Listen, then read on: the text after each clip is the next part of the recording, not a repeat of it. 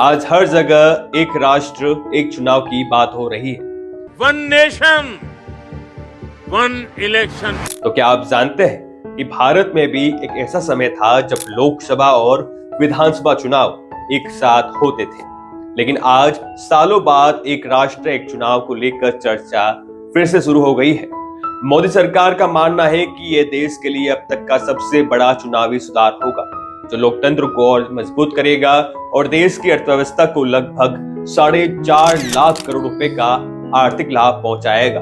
वहीं विपक्ष इसे लोकतंत्र की आत्मा को नुकसान पहुंचाने के लिए बढ़ने वाला कदम बता रहे हैं। तो दोस्तों, आज हम आपको इस विषय को गहराई से समझाने की कोशिश करेंगे। एक राष्ट्र एक चुनाव आखिर है क्या, इसका क्या महत्व है और आज हम यहाँ तक कैसे पहुंचे। सबसे पहले आपको बताते हैं कि क्या है एक राष्ट्र एक चुनाव।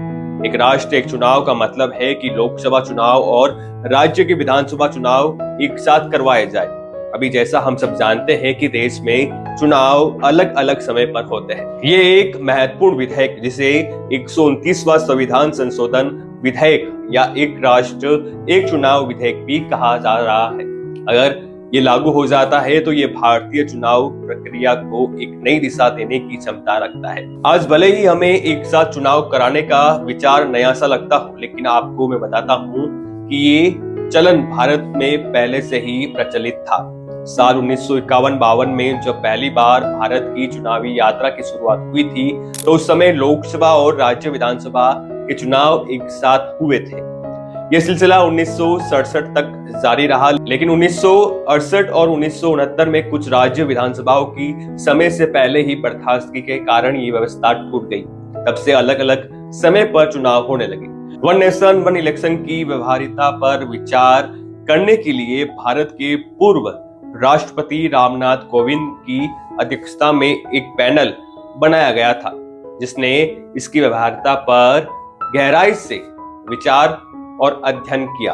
और साथ ही इस पैनल ने न केवल भारत के चुनावी इतिहास का अध्ययन किया, बल्कि दुनिया भर के उन देशों के मॉडल पर नजर डाली जहां समकालीन चुनाव होते हैं। और पैनल ने अपनी रिपोर्ट इसी साल की शुरुआत में राष्ट्रपति द्रौपदी मुर्मू जी को अपनी रिपोर्ट सौंपी। अपनी रिपोर्ट में पैनल ने कहा कि समान चुनावी प्रक्रियाओं वाले देशों का तुलनात्मक विश्लेषण किया गया था, ताकि ये समझा जा सके कि एक साथ चुनाव कैसे कराते हैं, जिसमें दक्षिण अफ्रीका, स्वीडन, जर्मनी, जापान और इंडोनेशिया इन देशों की प्रणाली पर विचार करते हुए पैनल ने ये निष्कर्ष निकाला कि समकालीन चुनावों को लागू करने के लिए इन देशों के अच्छे उदाहरणों से कुछ सबक लिया जा सकता है। हालांकि अब भारत में एक राष्ट्र एक चुनाव को लागू करना एक बड़ी चुनौती है, इसके लिए संवैधानिक संशोधन की आवश्यकता होगी। हमें यह भी समझना होगा कि अगर ये लागू होता है, इसके लिए कई कानूनी, सामाजिक और प्रशासनिक चुनौतियां होगी। अगर ये प्रस्ताव पारित होता है तो ये भारतीय राजनीति में एक बड़ा बदलाव साबित हो सकता है। तो आज तक के लिए इतना ही, और ऐसे ही इंफॉर्मेटिव वीडियोस और लेटेस्ट न्यूज के लिए देखते रहिए झलको। नमस्कार।